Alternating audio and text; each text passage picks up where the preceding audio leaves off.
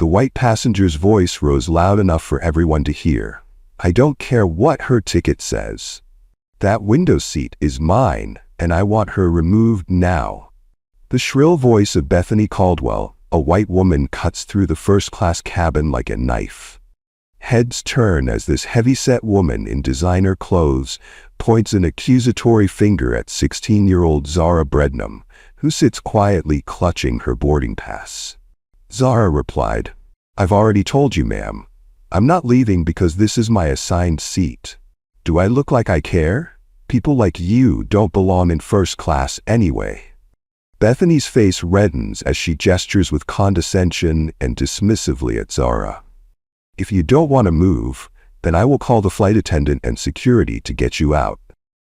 Before Zara could reply, Bethany bent over to her and aggressively pulled Zara's cheeks, causing her so much pain. The young black girl stares out the window, her reflection showing a face fighting to maintain dignity under the humiliating assault. She clutches her phone as she texts her father, the only hope out of this situation.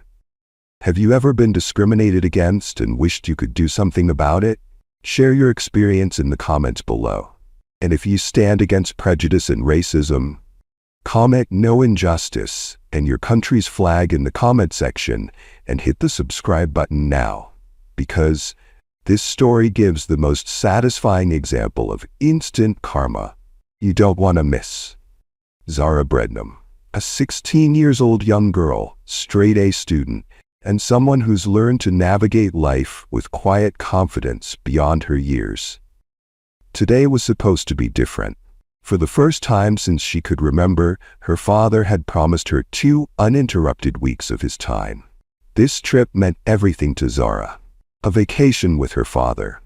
While most teenagers spent weekends at the mall or scrolling through social media, Zara's life looked more like this. Monday through Friday, advanced placement classes, debate team captain, volunteering at the Children's Hospital. Weekends, academic prep, piano recitals, and often dinner alone with her father's empty chair, a painful reminder of the fact that he's not always around. Not that she complained. She understood her father's work was important, even if his absence left a void that achievements couldn't fill. Xavier Brednam, her father. At 47, he was one of the youngest division chiefs in FBI history, heading the counterterrorism division with the kind of quiet authority that commands respect without demanding it. The kind of man whose phone rings at 3 a.m. and presidents wait for his assessment. The kind of father who's missed more birthdays than he's attended. Xavier had promised this time would be different. 2 weeks, Zara. No phones, no emergencies, no agents calling me away. Just you and me. He'd made these promises before, of course, but something in his eyes told Zara he meant it this time. Maybe it was the guilt.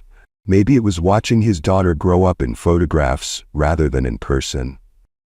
Or maybe it was the realization that soon she'd be off to college, and these moments would become even rarer. Their relationship was complicated, built on deep love but punctuated by long absences. Text messages instead of goodnight hugs, video calls on holidays, the occasional weekend when national security is allowed. The Brednams weren't just wealthy. They were the kind of wealthy that doesn't need to announce itself. It showed in the subtle details. The handcrafted Italian leather of their matching luggage, the ease with which Xavier arranged their first-class tickets, the casual way Zara mentioned their private beachfront villa in Bali, with its infinity pool overlooking the ocean. Money wasn't something they flaunted. It was simply the background to their lives, like the air they breathed. As they arrived at the airport that morning, Zara allowed herself to believe this trip might actually happen. 2 weeks of her father's undivided attention. 2 weeks to rebuild what his demanding career had slowly eroded. 2 weeks to be daughter and father, not just 2 people sharing the same last name and occasional dinners.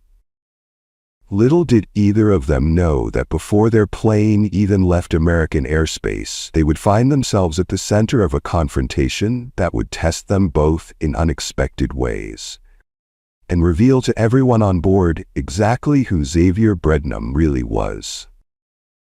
The golden hour of boarding for Flight 1876 to Bali was well underway. First-class passengers were already settling in, including Xavier and Zara Brednam. Father and daughter moved with the practiced ease of frequent travelers, stowing their designer carry-ons in the overhead compartments before taking their assigned seats, 3A and 3B. Zara slid into her window seat, her favorite spot. From there, she could watch the choreography of airport ground crews, see the clouds during takeoff, and, most importantly, escape into her own thoughts when needed. Xavier settled beside her, their pre-flight ritual unchanged since her first flight at age 7. He'd quiz her on emergency exits, she'd remind him to switch his phone to airplane mode. Small traditions that bridged the gaps between their time together. "This is going to be an amazing trip," Xavier said, squeezing his daughter's hand. The genuine smile that crossed Zara's face was rare these days, a glimpse of the little girl still present in the poised young woman she'd become. That smile faded quickly when Xavier's phone buzzed. His expression told her everything before he even checked the screen. "It's Langley," he sighed, the weight of responsibility visibly settling onto his shoulders. "Dad, you promised," Zara whispered, trying to hide her disappointment. "I know, baby girl. It's a security briefing I need to sign off on. 10 minutes tops. I promise I'll be back before takeoff." The look they exchanged spoke volumes, her skepticism born from 100 broken promises, his determination that this time would be different. Xavier squeezed her shoulder before making his way down the aisle, already speaking in the measured tones he reserved for national security matters. Just as Xavier disappeared through the cabin door, the atmosphere shifted. Boarding was nearly complete when Bethany Caldwell made her entrance. 38 years old, expensively maintained, with designer clothing that seemed to be fighting a losing battle against her substantial frame.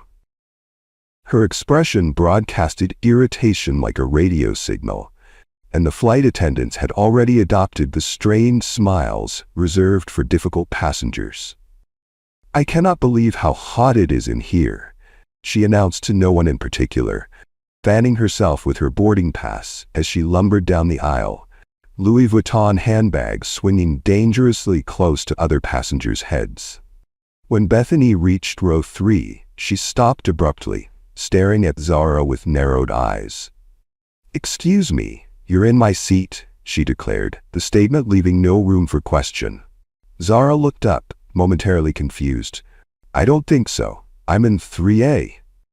"Well, I have a window seat, and this is my row," Bethany insisted, her voice rising just enough to draw attention from nearby passengers. With the composed confidence that came from being raised by one of the FBI's top officials, Zara politely held up her boarding pass. "My ticket says 3A. This is definitely my seat." Bethany snatched the boarding pass from Zara's hand, examining it before thrusting it back. "Let me see your ticket, please," Zara requested, maintaining her composure despite the woman's rudeness. After a moment of theatrical fumbling, Bethany produced her own boarding pass, right there in black and white, seat 3C. "Aisle. There must be some mistake," Bethany huffed, color rising in her cheeks. "I always book window seats." "I'm sorry, but this is my assigned seat," Zara reiterated, her voice steady but firm. Something shifted in Bethany's expression then, a calculating look replacing the initial irritation. She studied Zara more carefully, taking in her appearance, her age, her race. The corners of her mouth turned downward. "Do you know who my husband is?" she asked, her voice dropping to a dangerous whisper. "People like you don't typically fly first class." The implication hung in the air like toxic smoke. Several nearby passengers stiffened, uncomfortable witnesses to the ugliness unfolding. Zara's expression didn't change, though something flickered behind her eyes, a hurt quickly masked, a dignity maintained despite the blow. She'd heard comments like this before, of course. At her private school, at country clubs, at academic competitions. The surprise wasn't in hearing them now. It was in realizing they still had the power to sting. Zara said nothing, simply turning to look out the window, her reflection showing a face practicing the careful neutrality her father had taught her. In the tense silence that followed, Bethany remained standing in the aisle, her substantial frame blocking passage for other passengers trying to reach their seats. Her chest heaved with indignation, designer scarf fluttering with each labored breath. This standoff wasn't going according to her script. The young black girl wasn't intimidated, wasn't scrambling to accommodate her demands, wasn't recognizing the natural order of things as Bethany understood them. For Bethany Caldwell, this defiance was unacceptable. "Flight attendant," she called out, her voice pitched to carry throughout the cabin. Her manicured hand shot up, fingers snapping impatiently as if summoning a servant. "I need assistance immediately." Madison, the flight attendant, appeared within moments, her professional smile firmly in place though it didn't quite reach her eyes. At 28, she'd been flying this route long enough to recognize trouble when she saw it, to categorize difficult passengers within seconds. Bethany Caldwell registered instantly as a Category 5 hurricane in designer clothing. "How can I help you, ma'am?" Madison asked, positioning herself to keep the aisle as clear as possible while other passengers continued boarding. "This seat is obviously mine," Bethany declared, gesturing toward Zara, who remained composed by the window. "She clearly doesn't belong here, and I need you to remove her." The implications in her tone were unmistakable. Several passengers shifted uncomfortably in their seats, the atmosphere growing heavier with each passing moment. A businessman across the aisle suddenly became intensely interested in his safety card. An elderly couple exchanged knowing glances, their expressions darkening. "I'd be happy to check both tickets," Madison replied, her voice betraying none of the disgust flickering behind her eyes. Zara handed over her boarding pass without being asked. Her movements deliberate and dignified despite the humiliation of having her right to occupy space questioned so publicly. Madison examined it carefully before turning to Bethany. "Ma'am, may I see your boarding pass as well?" With dramatic reluctance, Bethany produced her ticket again. Madison studied both documents side by side. "Miss Brednam is in her correct assigned seat 3A?" Madison confirmed, handing the boarding pass back to Zara with an apologetic smile. "Miss Caldwell, your seat is 3C, the aisle seat in this same row." Bethany's face flushed a dangerous shade of crimson.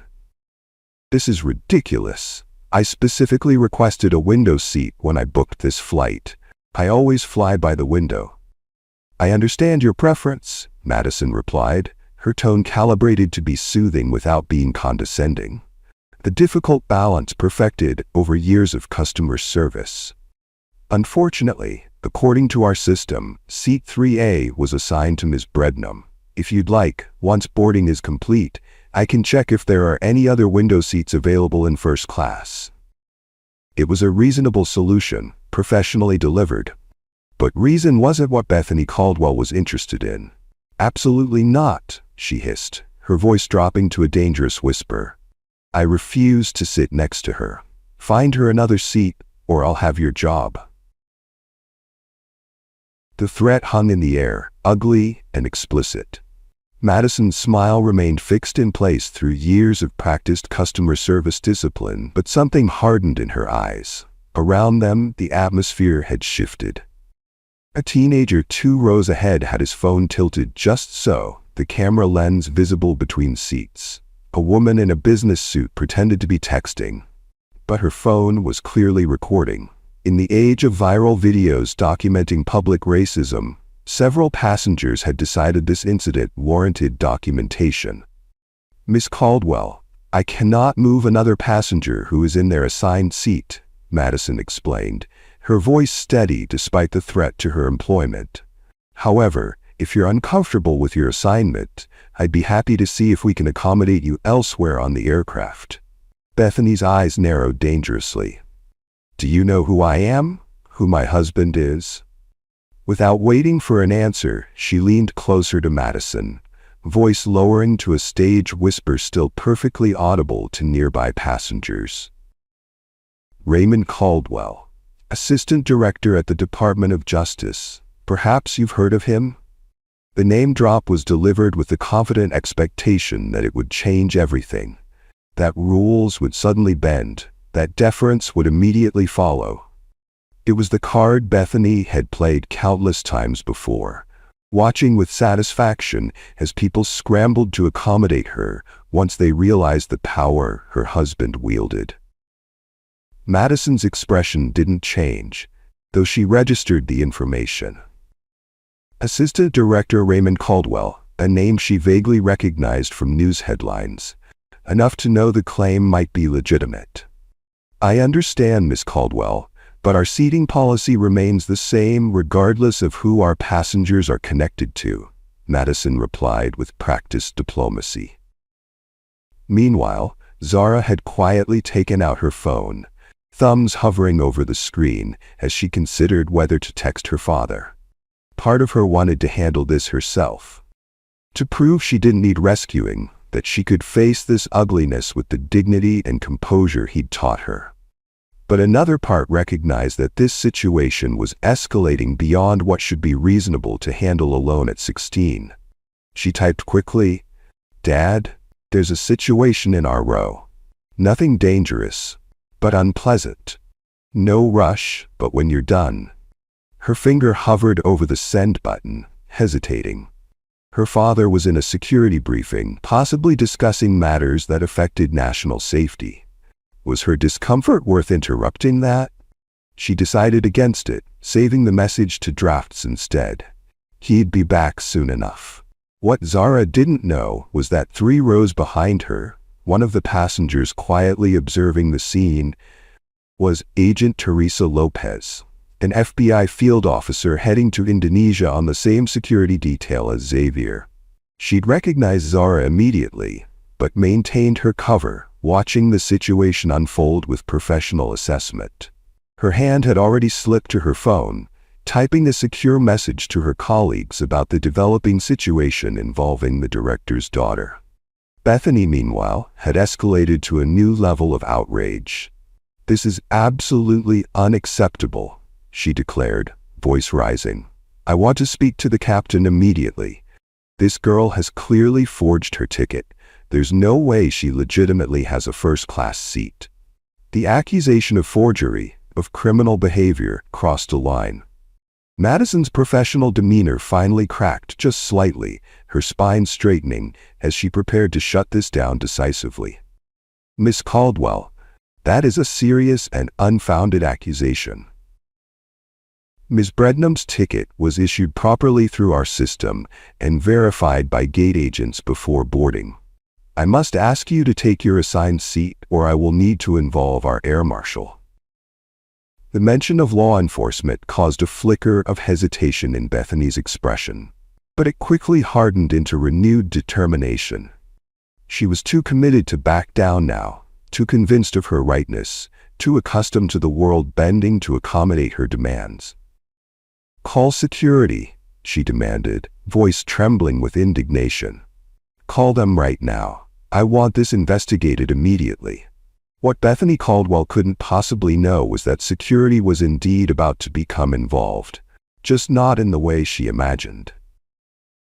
And that the man whose name she so confidently dropped as a weapon was about to become the very reason her world would come crashing down around her designer shoes. Have you ever encountered someone who used their connections or status to try to intimidate you? What happened, and how did you respond? Share your stories in the comments below, and don't forget to hit like and subscribe now. As the confrontation in first class reached a fever pitch, Madison made a decision. This situation had escalated beyond her authority to manage, beyond the usual passenger disputes over armrests or reclined seats. With a discreet hand signal to her colleague, she initiated the protocol for serious cabin disruptions. "I'm going to speak with the captain," she informed both parties, her voice carrying the weight of finality. "Please remain in your assigned seats until this matter is resolved." As Madison made her way to the cockpit, the cabin hummed with tension. Passengers exchanged glances, some openly filming now, others pretending not to notice while absorbing every detail. Meanwhile, in a secured conference room deep within the airport's restricted zone, Xavier Brednam stood at the head of a table surrounded by 8 of his top agents. The room was soundproofed, swept for electronic surveillance, and guarded by 2 additional agents outside. On the table before them lay detailed intelligence briefings on potential threats to American interests. "The authorities have confirmed increased chatter around tourist destinations," Xavier explained, his voice carrying the measured gravity that had become his professional signature. "While there's no specific threat, I want our presence to be felt but not obvious. We're on vacation, officially. Unofficially, I need eyes and ears at all major locations." The agents nodded in understanding. This was the delicate dance of counterterrorism work, being present without creating panic, vigilant without disrupting civilian life. Each agent at the table was elite, selected not just for their tactical skills, but for their ability to blend seamlessly into tourist environments. As the briefing continued, Xavier felt his phone vibrate in his pocket. Once, twice, 3 times in rapid succession. Years of experience had taught him to distinguish between the vibration patterns of different notifications. These weren't emails or news alerts. These were text messages, multiple in a row. Given the limited number of people who had access to his personal number, this triggered an immediate internal alert. He discreetly checked his screen while Agent Winters continued reviewing evacuation protocols. 3 messages from Agent Lopez, all marked urgent. The first made his blood run cold. Situation developing with Zara on aircraft. Racist passenger confrontation escalating. Captain being called. Xavier's expression betrayed nothing as he read the messages, but inside 2 powerful forces collided. The FBI director responsible for a critical security briefing, and the father whose child was facing harassment. It was the eternal conflict that had defined his career as a single parent in a high-stakes position. "Winters, take over the briefing," he instructed, his tone leaving no room for questions. "Complete the operational assignments and rendezvous on the aircraft. I need to return to the plane immediately." The team recognized the shift in their director's demeanor, the subtle transformation from measured to urgent. They'd all worked with him long enough to know that very few things could interrupt a security briefing of this importance. Whatever was happening on that plane, it was serious. Back on the aircraft, the situation had deteriorated further. The captain, a veteran pilot named Michael Harrington with 30 years of commercial aviation experience, had emerged from the cockpit to assess the disruption delaying his departure. At 58, Captain Harrington had seen almost every type of passenger conflict imaginable, but the naked prejudice displayed in this confrontation made even him uncomfortable. "Ladies, what seems to be the problem?" he asked, his authoritative presence temporarily quieting the heated exchange. Before Madison could provide context, Bethany Caldwell seized the opening. "Captain, thank goodness," she exclaimed, her voice dripping with manufactured relief. "This girl has taken my window seat and your flight attendant is refusing to correct the situation.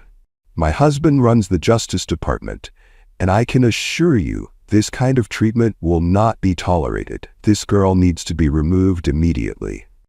Captain Harrington turned to Madison, who quickly explained the actual situation, both passengers' assigned seats, the verification of their boarding passes, and Bethany's escalating demands and threats. "Miss Caldwell, the captain said after listening carefully. "I understand you're disappointed about not having a window seat, but our assignments are final once boarding passes are issued. Miss Brednam is in her correct seat." Bethany's face contorted with frustration. The narrative she'd constructed, that she was the victim of poor service, that her status entitled her to special treatment, was collapsing around her. In desperation, she pivoted to a new approach. "I don't feel comfortable or safe sitting next to her," Bethany declared loudly, ensuring other passengers would hear. "As a taxpayer and the wife of a senior government official, I demand different accommodations." The implication was clear. Her discomfort stemmed not from legitimate safety concerns, but from the race of her seatmate. The statement hung in the air, its ugliness impossible to disguise with polite euphemisms. Throughout this exchange, Zara had maintained her silence, retreating into the protective emotional shell that children of public figures often develop.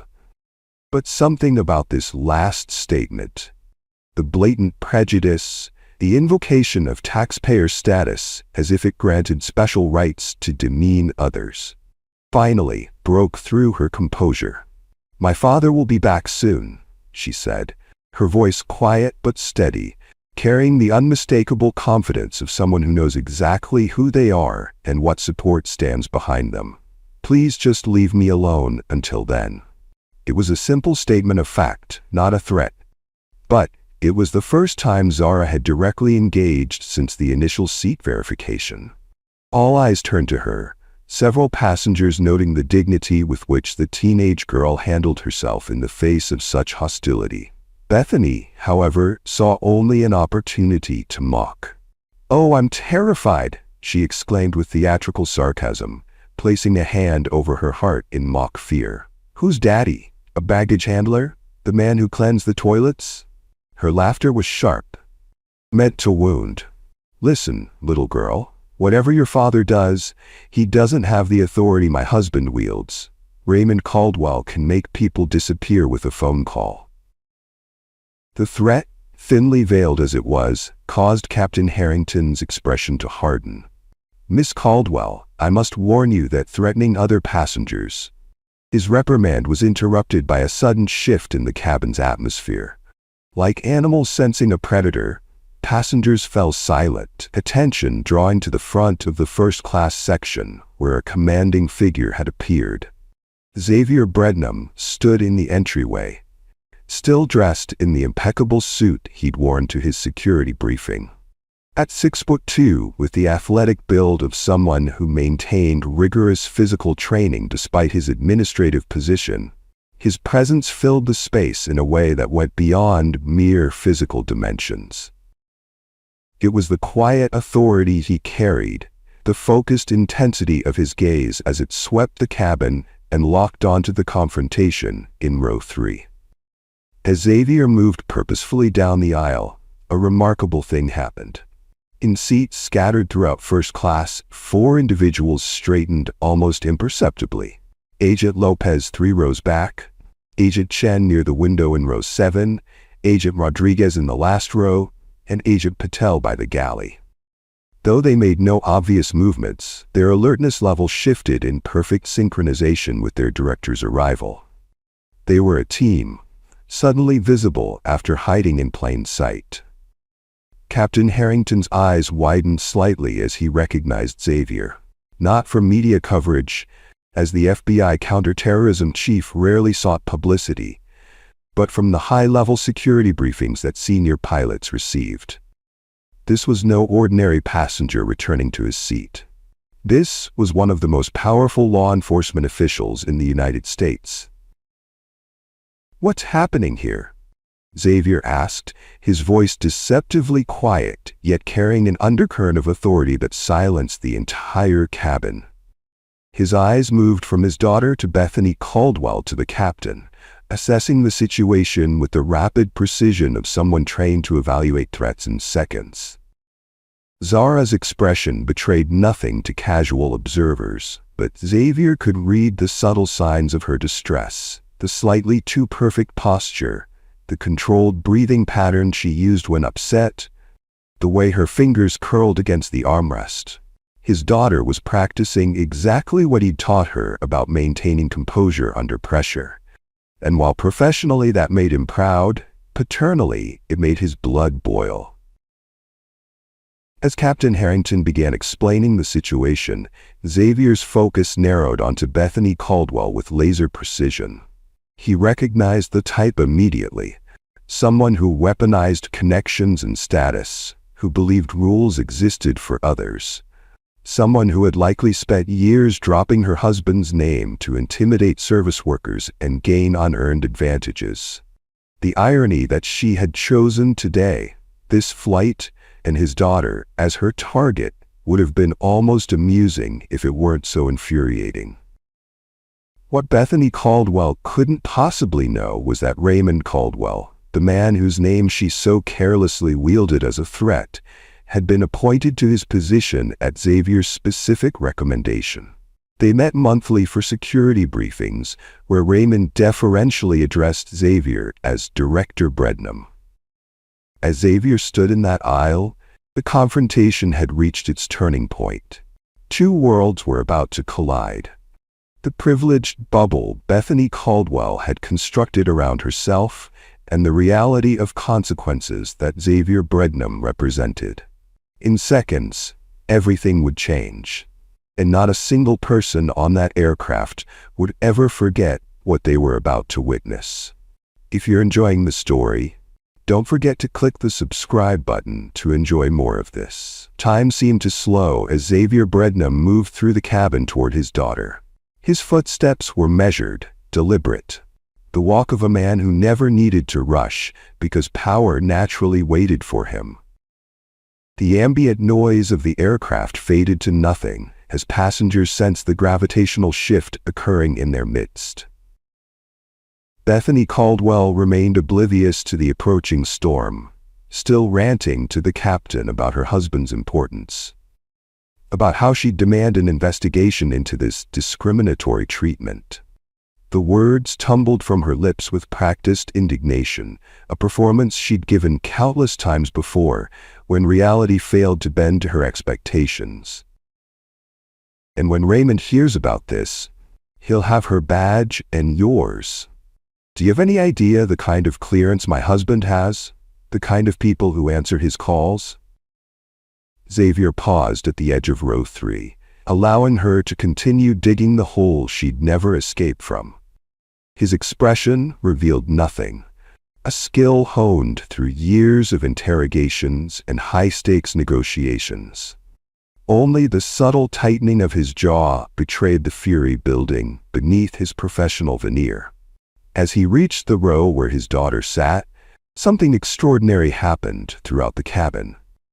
Like a choreographed sequence that had been rehearsed to perfection, 4 individuals in different parts of the first-class section stood simultaneously. Agent Teresa Lopez from row 6. Agent Marcus Chen from by the window in row 7. Agent Daniela Rodriguez from the last row.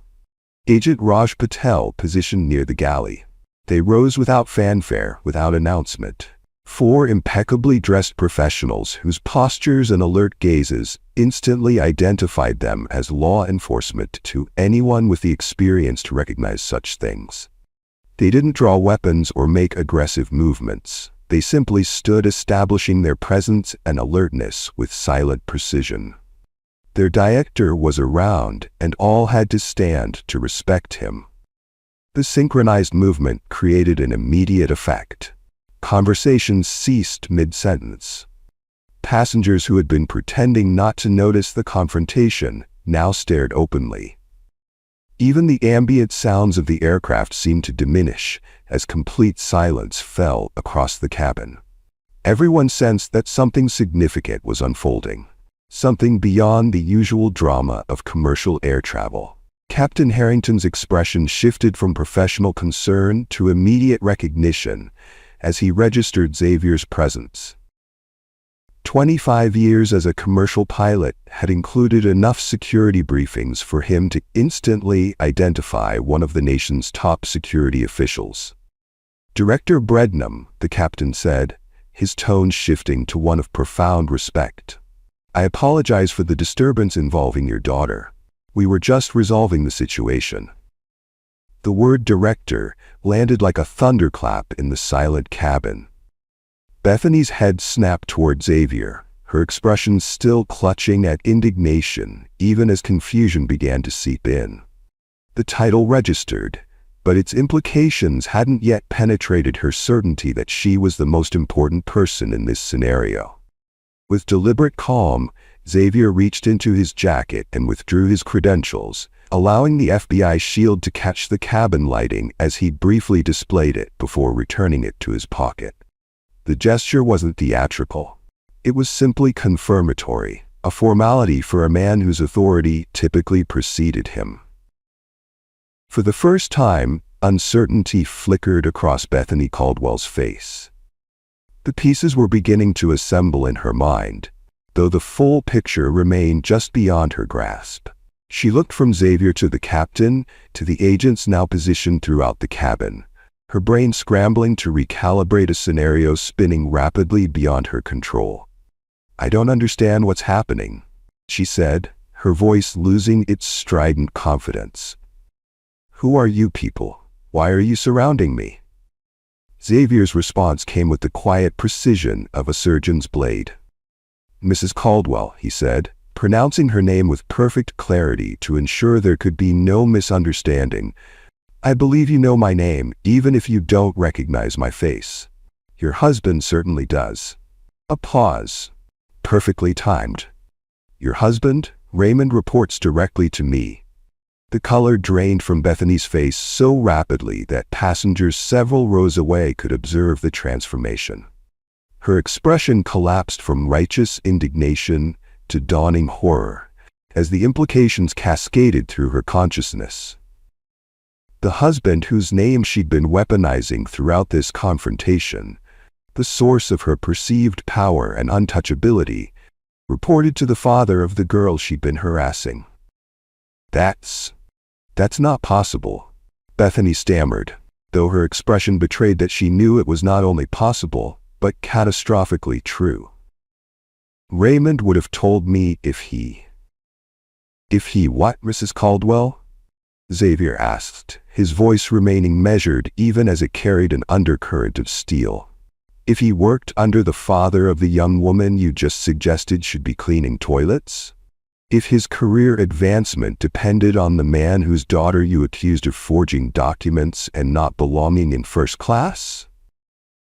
Bethany's mouth opened and closed without producing sound, the perfect picture of a predator suddenly recognizing itself as prey. "I've heard everything you've said to my daughter," Xavier continued, his gaze never wavering. "Every word, every implication, every threat." The entire cabin held its breath. Flight attendants stood frozen in the aisles. Passengers who had been recording the confrontation continued to do so with renewed intensity, recognizing they were witnessing something extraordinary. Even the ambient sounds of the aircraft seemed muted, as if the plane itself were listening. Bethany's face completed its transformation from smug entitlement to abject terror. The realization that she had spent the last 20 minutes threatening, demeaning, and attempting to intimidate the daughter of her husband's superior, a man who apparently commanded a team of federal agents who traveled with him, hit her with the force of a physical blow. Her skin took on a grayish pallor, perspiration beading visibly along her hairline despite the cabin's air conditioning. I didn't know she was your daughter, sir," she whispered, the words barely audible. "I would never have." "Never have what exactly?" Xavier asked, the question hanging in the air between them like a blade. "Never have demanded that my daughter be removed from her assigned seat because you wanted it? Never have suggested she didn't belong in first class? Never have threatened to have flight staff fired for following proper procedures? Never have invoked your husband's name to intimidate others if you'd known someone with greater authority was listening?" Each question landed with precision, dismantling the framework of excuses before Bethany could fully construct them. This wasn't just a dressing down. It was a methodical deconstruction of privilege by someone who had spent a career identifying and neutralizing threats. "Mrs. Caldwell," Xavier said, his tone shifting to something even more formal, "I've just been informed that your husband is currently being notified of this incident." The statement hung in the air for a moment before its full implications registered on Bethany's face. Whatever remained of her composure crumbled completely. The realization that Raymond, her source of perceived power, her shield against consequences, was at this very moment learning about her behavior toward his boss's daughter seemed to physically diminish her. The cabin remained in absolute silence, the collective audience to a drama more compelling than anything the in-flight entertainment system could possibly offer. This was justice unfolding in real time, the rare and satisfying spectacle of entitlement meeting its perfect counterbalance. For Zara, watching from her window seat, the moment carried complex emotions. The vindication was undeniable, seeing her father's authority protect her when so often it had taken him away. In that suspended moment, with all eyes upon Xavier and absolute authority at his disposal, he stood at a crossroads that would define him in the eyes of everyone watching, especially in the eyes of his daughter. The weight of revelation hung in the cabin like a physical presence. The understanding that power dynamics had shifted irrevocably, that the woman who had spent the last 30 minutes wielding her husband's name as a weapon now found herself at the mercy of someone with exponentially greater authority. For perhaps the first time in her adult life, Bethany Caldwell confronted a situation she couldn't bully, intimidate, or purchase her way out of. Watching the realization dawn across her features was like witnessing a time lapse of emotional collapse, from entitlement to shock, to mortification, to desperate self-preservation. The transformation was so complete that several passengers who had been recording the confrontation continued filming, sensing that whatever came next would be equally compelling. "Director Brenham," Bethany began, her voice now stripped of all its previous arrogance, replaced with a tremulous attempt at contrition. "I had no idea who you were. This has all been a terrible misunderstanding.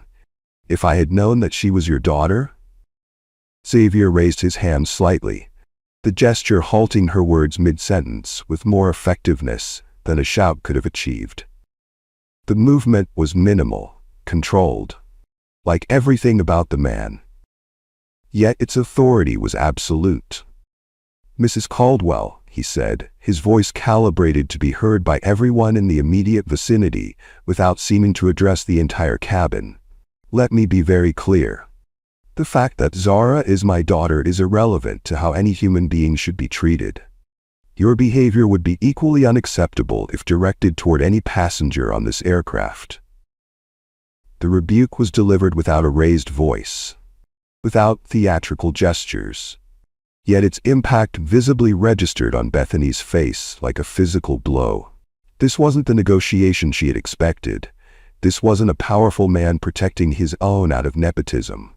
This was something altogether more principled, and therefore more devastating to her worldview. "I'm so sorry," Bethany stammered, perspiration now visibly dampening her designer blouse, her earlier confidence completely evaporated. "I truly apologize for my behavior. It was inexcusable." Xavier's expression remained impassive, his gaze never wavering from Bethany's face. When he spoke again, his words carried the measured precision of someone accustomed to choosing them with extreme care. "Your apology isn't owed to me, Mrs. Caldwell. It's owed to my daughter."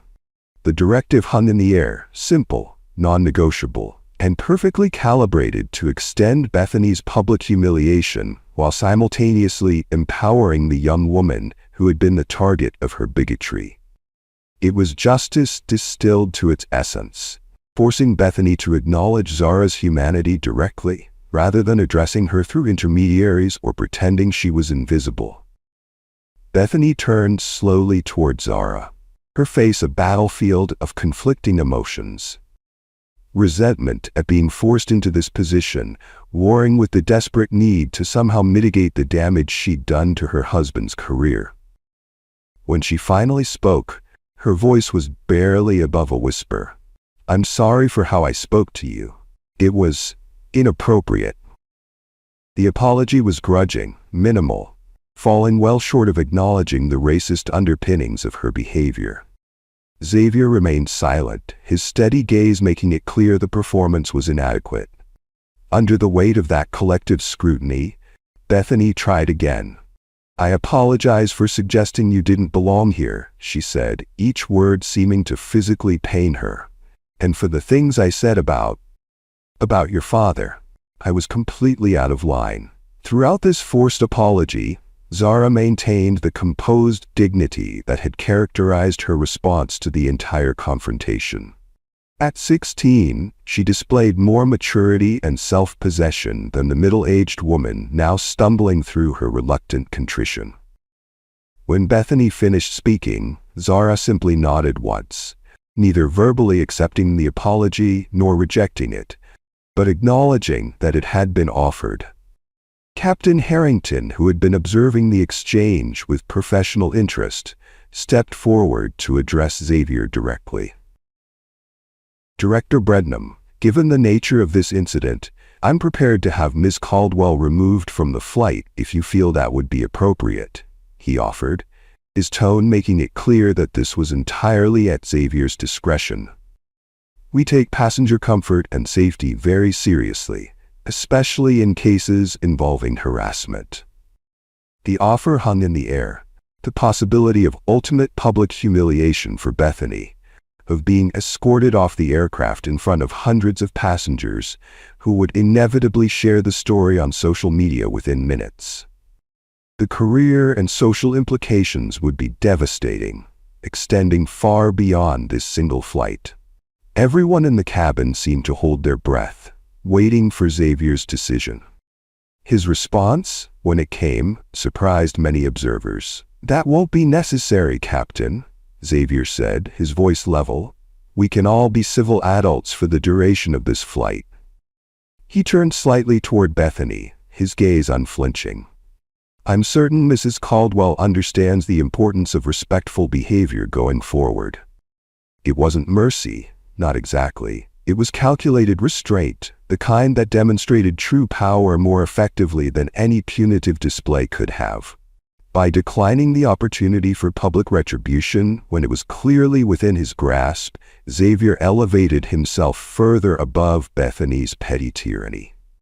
The contrast between her behavior and his response could not have been more stark. "However," Xavier continued, "I do believe alternative seating arrangements would be appropriate under the circumstances." Madison, who had been standing nearby throughout the confrontation, stepped forward immediately. "We can accommodate Miss Mona Caldwell in economy, if that works for you, Director."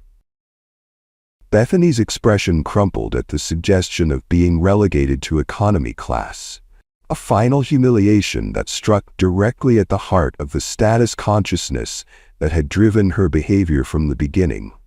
But she offered no protest, recognizing that any objection would only worsen her already precarious situation.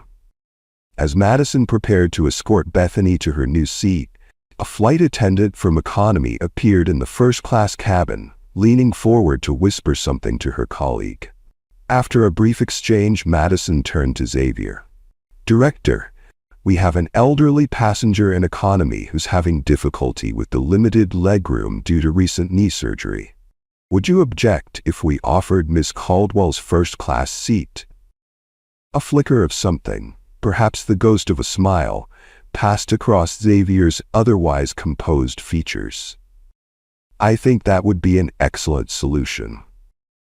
And so it was that Bethany Caldwell, who had been so certain of her entitlement to preferential treatment, found herself escorted to a middle seat in economy, while her first-class accommodation was given to an elderly woman with a walking cane who couldn't believe her good fortune. The symmetry of the exchange was lost on no one, least of all on the passengers who continued to document every moment of the resolution. As Bethany disappeared down the aisle toward economy, physically diminished by her humiliation, Xavier turned to his team and gave a subtle nod. A silent command, immediately understood and obeyed. The agents who had risen throughout the cabin returned to their seats with the same synchronized precision with which they had established their presence. They remained alert but unobtrusive, professionals resuming their cover as ordinary travelers. Only then did Xavier finally take his seat beside his daughter. The immediate crisis resolved, but the emotional aftermath still hanging in the air between them.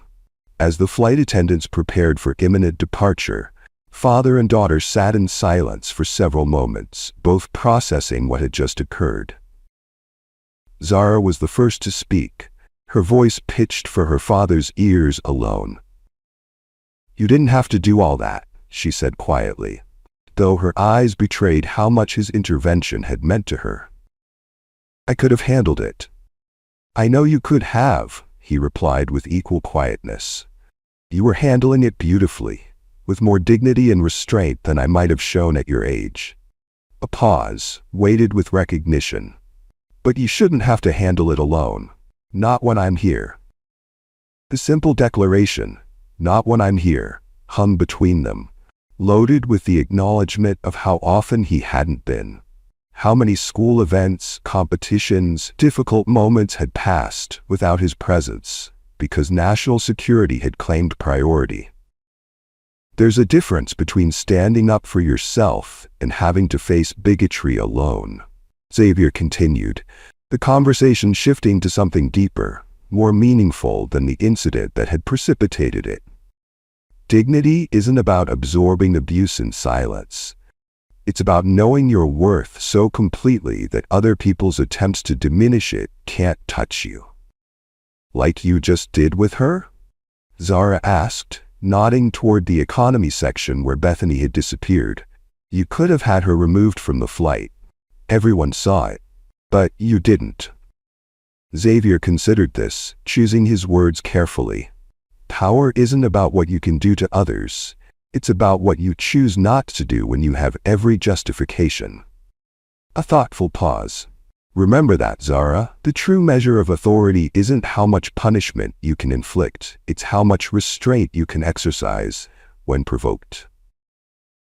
The conversation deepened as the aircraft began its taxi toward the runway, father and daughter connecting in ways that had become increasingly rare as his responsibilities grew and her childhood receded.